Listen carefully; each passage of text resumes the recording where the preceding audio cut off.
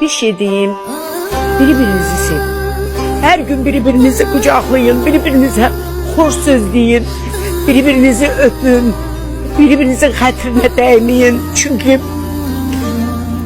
hamımız yola çıkırıq, fərq etmir göydə və yaxud da yerdə, suda, quruda, hər an nəsə ola bilər.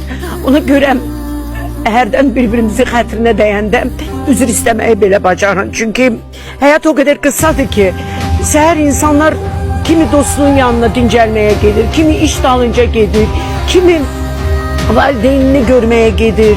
Yəni inandırım ki sizi, həyat bir an yok olur bizim için. Ona göre de həmişə sevin birbirinizi, dua edin birbiriniz için.